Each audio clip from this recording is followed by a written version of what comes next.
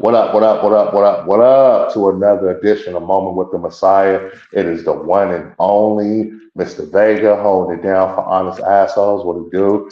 Shout out to everybody that's been rocking with us for going on 3 years. We've gained a whole lot of followers, gained a whole lot of supporters, and I just want to thank everybody that's been rocking with me on this journey. And I'm gonna just keep putting it out there. You asked for it, I'm gonna bring it out there.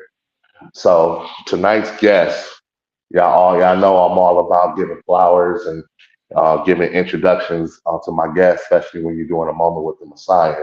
This sister is very inspiring. I linked with her last year at Media Madness. It was off the chain, and she been rocking with me and supporting me ever since. And we had to do a one-on-one interview. Miss Lauren Michaels, what's up, girl? Hey, thanks for having me on. I really appreciate you. I think it's wonderful everything that you're going through, your growth. I'm watching it all. I got a front row seat. I love it.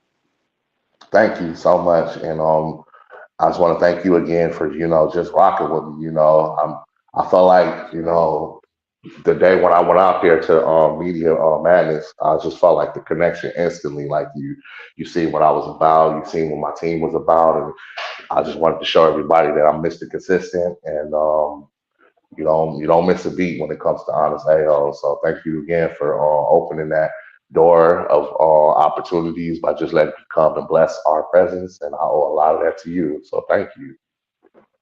Oh, you're more than welcome. Thank you for coming again. It was a great Yes, event. It really was. yeah, it was, and I got a chance to like really open up some skills that I didn't think I had. One of my skills that I opened up is getting past the camera shy and actually stepping up and interviewing people. I felt like I'm meant to do that. I felt like I'm meant for this, and I'm just getting better and better. So I just needed to be put to the test, and that right there was a big test, and I loved it. I Yeah, loved for everything sure. about it. Good, good.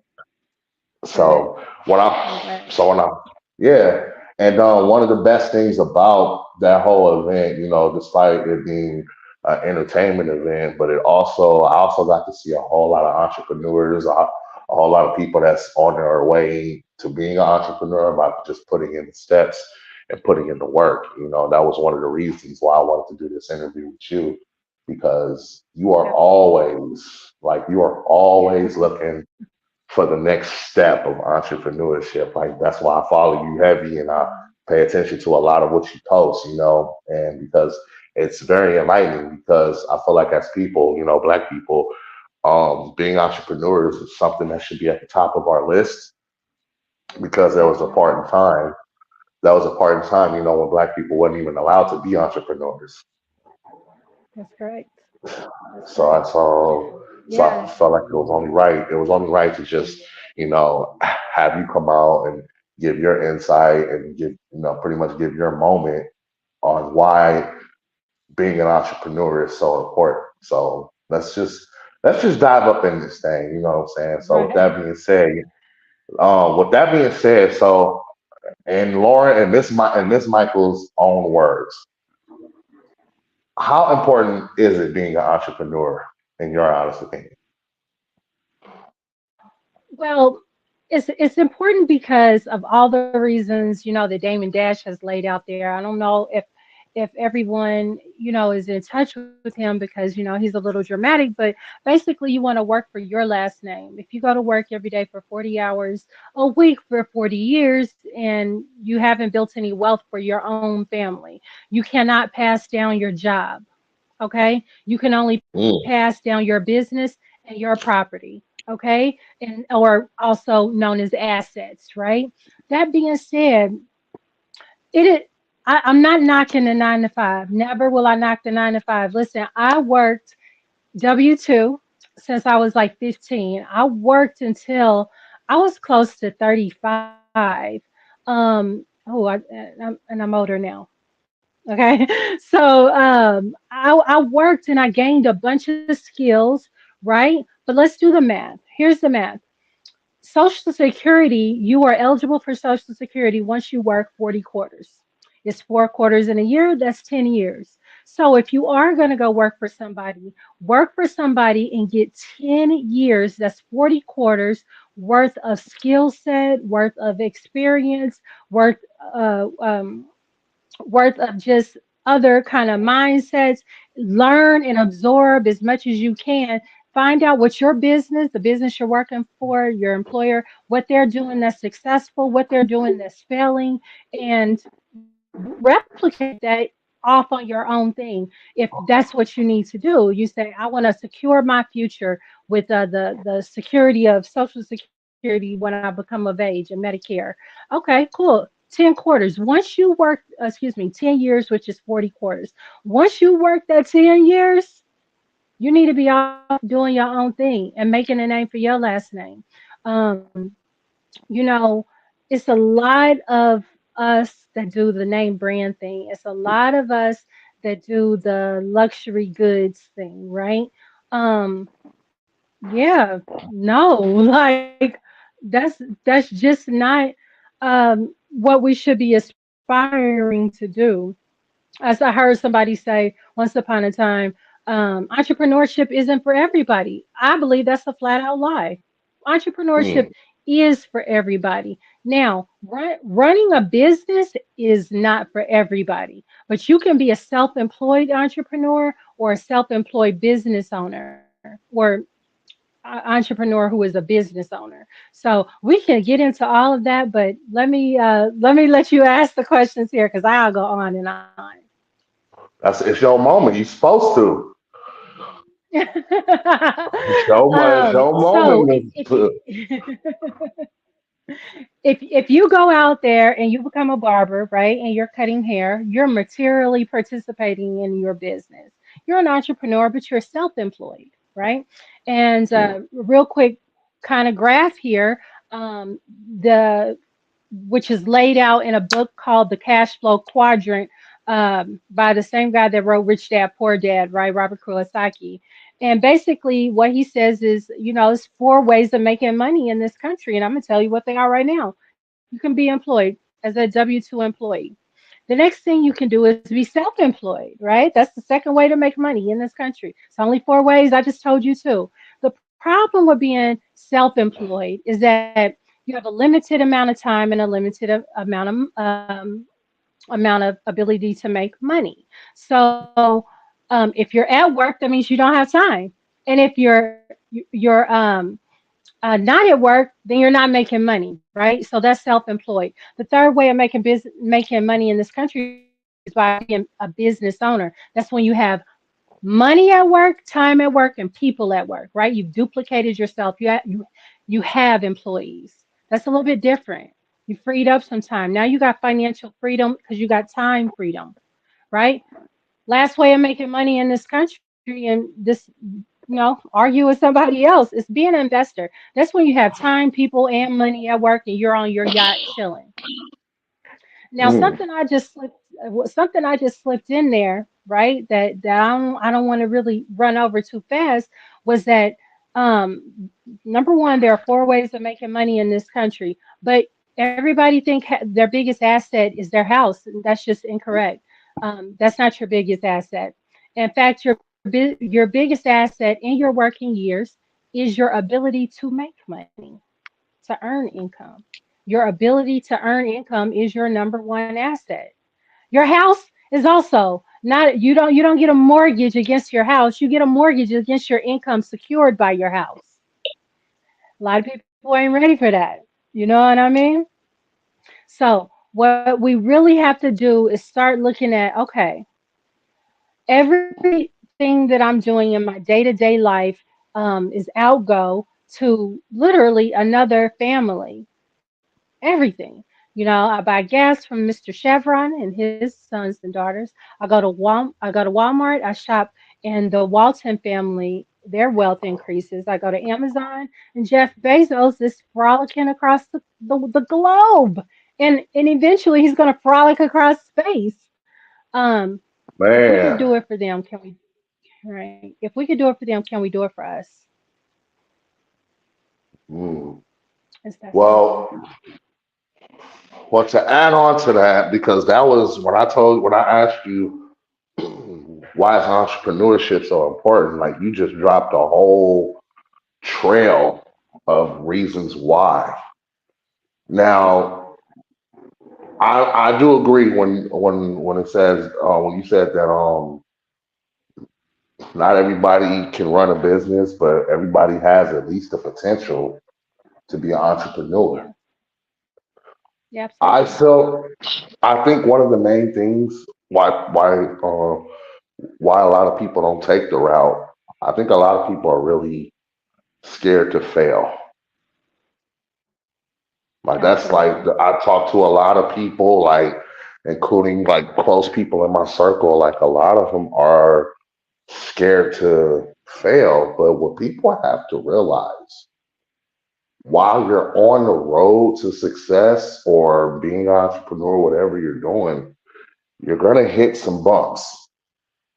Yes, You're gonna hit some curves. Like life is all about taking a risk. absolutely. It's all risky. You know, It's all it's all risky. risky. So just being scared or not being able or not even wanting to face the fear of rising to your full potential. Like I personally feel like there's a lot of people that have the true entrepreneurship in them, but they just are scared to embrace it.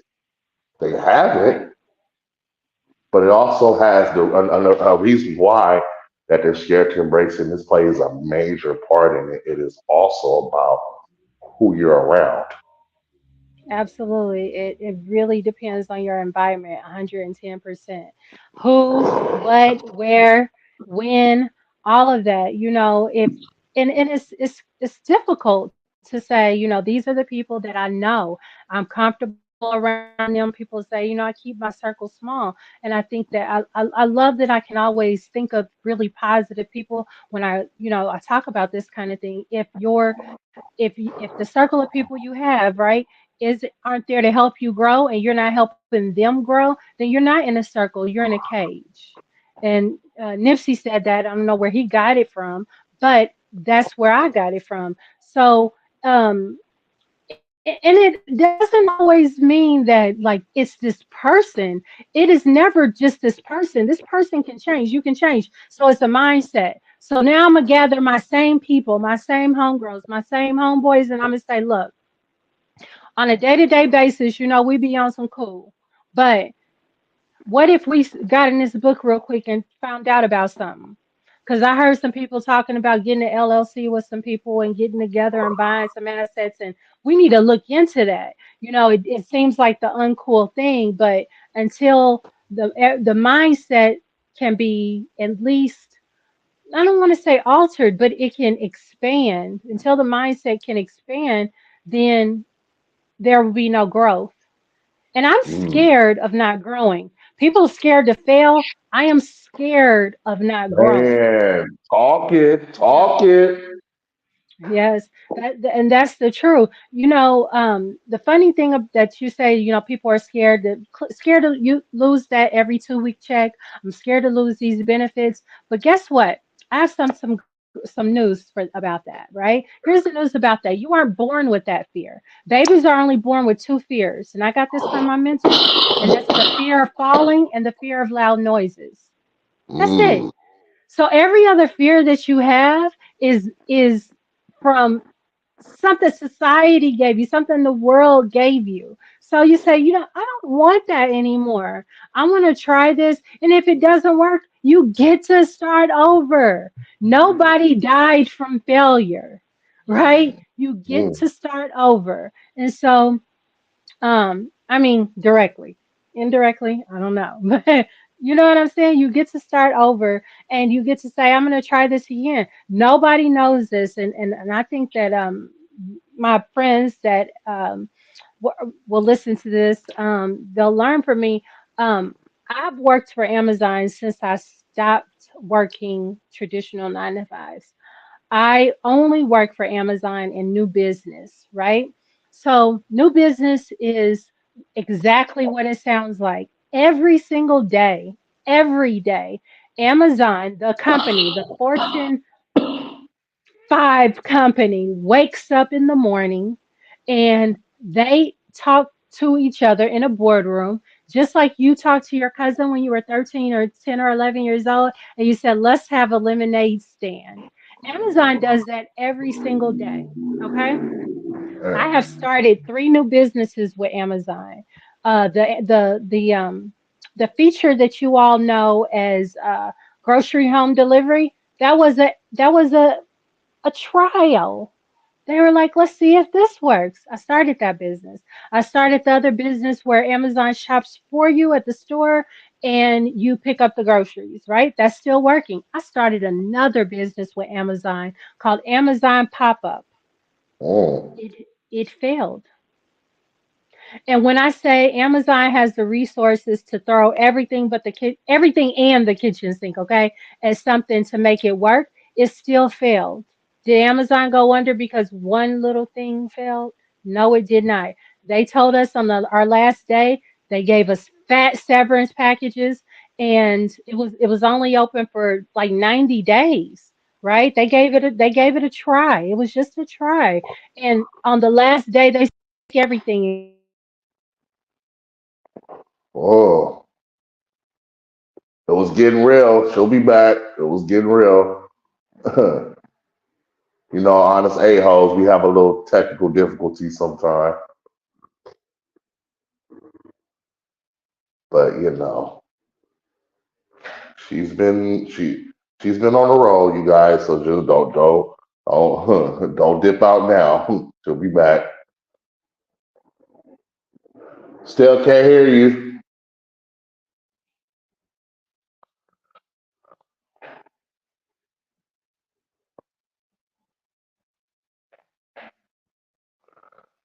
I I can't hear nothing, nothing.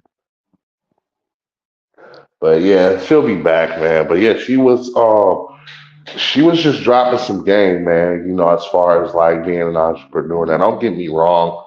I'm a firm believer that some people some people are not did you say? entrepreneur. Oh, I kept it going. That's one thing about honest a-holes. I keep it going, and I was just explaining to the audience, about what you were saying about being an entrepreneur. It's like that's basic. It's basically a skill that you can develop. You can develop. You know what I'm saying, by just expanding your mind. yes, Don't be afraid. Don't be afraid to rise to a. It might, it might not be your full potential, but it might lead up to being your full potential. You won't know until you try. exactly. You won't know until you try. And people think like, okay, quit my job, get completely focused on that. A wonderful route is to start out part-time, doing, outside of your regular work hours, start building up your business, do all the documentation you got to do all the research you got to do, but if you got to make a schedule for it. If you work 9 to 5, you get home by 6, you're gonna have some dinner, sit down 7 to 9. I work on my business. It's not that bad of a deal. You just gave 8 hours to somebody else's family. You can't do two Why not hours give for a yours. couple? Exactly, and that's what. And Yeah. it's funny that you mentioned that, Lauren, because even on the days like right now, I knew for a fact that I was going to be tired when I left the gym. I was like, man, I got this interview with Lauren, but I have to go to the gym. I'm not happy with my results, but I still have to put in I still have to put in the work. I have to go to the gym. Yep. But as you said, I'm gonna be tired, but I just put in 8 hours for somebody else. Yes, they're paying me, Yep. but what is it for me to just put in 30 to 40 minutes for someone who and it's not like it's just. I wasn't looking at you as somebody that it's just an artist looking for a come up. I knew this was going to be an interesting interview because just who you are, and I was like, this is what I love to do. So it's like Yeah. you mix both those. Right. You know what I'm saying? Because I already knew I was going to get some game coming out of this interview. I already knew that. Right. Right. So that was coming. But so is that But as I said, you have to have the drive, man. You have to. Yeah. And that's what I want to bring up as well. Being an entrepreneur doesn't always mean you have to just invest into something that you don't know anything about. Find out Right. Find out what you like to do, and then find out all the aspects of making money, growing, building from it. This Mm-hmm. podcast game, the podcast game. I grew up, listen, wanted to be a rapper, wanted to be an actor, Hollywood, all that other stuff. You know what I'm saying? But see, here's the thing: being on a podcast, it's a form of entertainment, but it's a form of entertainment that I feel like I was destined to be on. Like if I was at this age in the night, if I was at this age in the '90s, I would have had my own radio station. I'd Right. have been on fucking 92.3 The Beat. I'd have been over there with Theo. You know what I'm saying? Right. It's just, but it's just something that I love to do, and I'm not scared at failing at it, or not even failing at it. I'm not scared at taking an L in certain aspects of while trying to build, because that's a part of the territory. But you have to Right. keep going because this is what you love to do, and I don't want to just focus on just the money part. Yes, the money is nice if done right, but you have to. For me, I want to do it for the peace and what I'm meant to do and what I'm here to do. Right. I watched. I watched the Bob Marley movie the other night. Oh my You God, I know, loved it. Oh, and it yeah. was dope. It was dope. But you see, it. And this is no cap. It lit something inside of me because just for the simple fact, like we all know who Bob Marley is, of course, obvious, but it's like when it gets broken down on certain things that he went through, or all, no matter what was thrown at him, no matter what negativity, no matter what was thrown at this man, you know what I'm saying? Yes, he's in the entertainment business. He's obviously going to see some checks and money, but you see, he wasn't shooting for that. He was shooting for his cause, like what he was trying to do, what he did Right. do. You What know he what I'm did do. saying? Right. What he did do, and that is bring the peace. Yep. That was what Unity. he. That's what he wanted to do. When you look at me, when you look at the Messiah, Mr. Vega, that's all I want to bring. I want to bring the peace and the formation of Black people and what we can do when we come together and work together. We can fight against that stereotype that we can't work together. We are jealous of each other. We are all everything that pretty much every negative picture that they paint about Black people. You're gonna come to Honest A-holes and get the total opposite, Right. Right. because that's what I Yeah. stand for. And me on this road of building my brand and building what I'm working on, that's a form of motivation right there to let me know that I'm gonna succeed at this. And I love doing it. Right. I love Because you're something. I doing love it for the right reason. Right. You love it. and then us coming together. I think it's really important for, I think we're on a delay. Sorry. Um, No, you're I good. said, I think it's really important. Yeah, I think it's really important that people understand that the money route is really this very kind of dark road. I mean, let's talk about the entertainment. I do want to talk about that. I know we briefly chatted about what we'll talk about today, but um, fast money, sexy red. All right, look at all of the like what the hell that you have to put up with, right? What are you saying? What are these lyrics that you have out there? But you got it, you got the money, but how did you get it? You associated yourself with a very dark dollar, you know what I mean? But then you take somebody like Prince, who turned down his Warner Brothers contract because he was tired of the dark money, and things got slow. His music got better. People won't remember that, in the future, because Prince is Prince. He's an icon and everything. But I'm old enough to remember when that happened, right? Because he didn't have a contract laid out in front of him to get to a dollar. He's like, I'm gonna do it because I want to, because this is what I love to do. And the music got better. The music was always good, but once he let go of his originally when he let go of his Warner contract, the music was better. And Yeah. so we have to really embrace what we love. And sometimes it might be an outsider to tell you, like you might say right now, you might say, the restaurant game sounds very, very interesting. Knowing you don't know how to boil no water. But somebody told you that they made 500K last year in their restaurant. But they didn't tell you that, 15 employees quit a week. They didn't tell you that there's all these work comp lawsuits against them because people falling in the kitchen because the janitors never came on time. They didn't tell you none of that. So you like, I just Right. want to do it because 500,000 sounds good. But you might have a close outside friend. It's like every time you with kids, like the kids just love you. They just gravitate towards you. You an instant daycare. Why are you trying to go have a restaurant? Right? So we have to really take an internal look at what we love and what is natural to us, not what somebody else is doing and how much money they made, because you don't know what they went through to get it.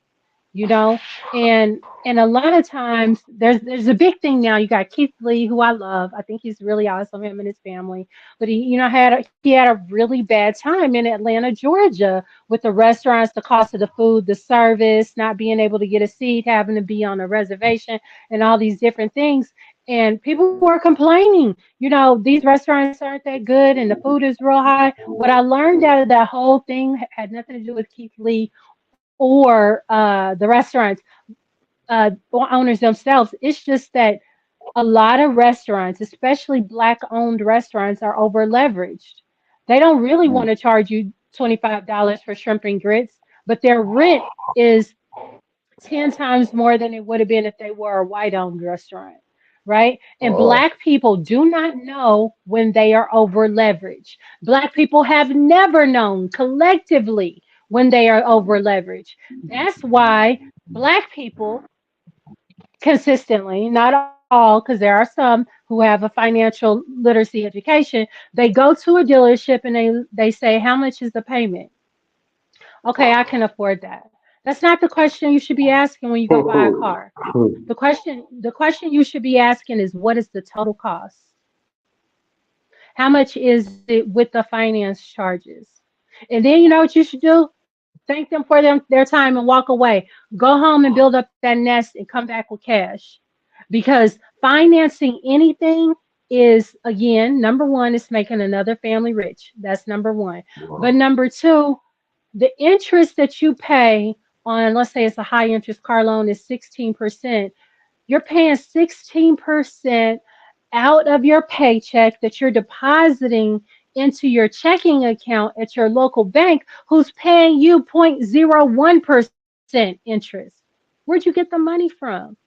We have to up our game on financial literacy. We really, really do. Or we're going to continue to be over leveraged. We're going to be over leveraged in our businesses. We're going to be over leveraged in our homes. And the car education. payment is a no-brainer. Education, absolutely. You're over leveraged anytime that you are financing something. Anytime. Mm, Miss Lauren coming on here dropping that gang. She should be charging y'all. Uh, but well, let me ask you this, and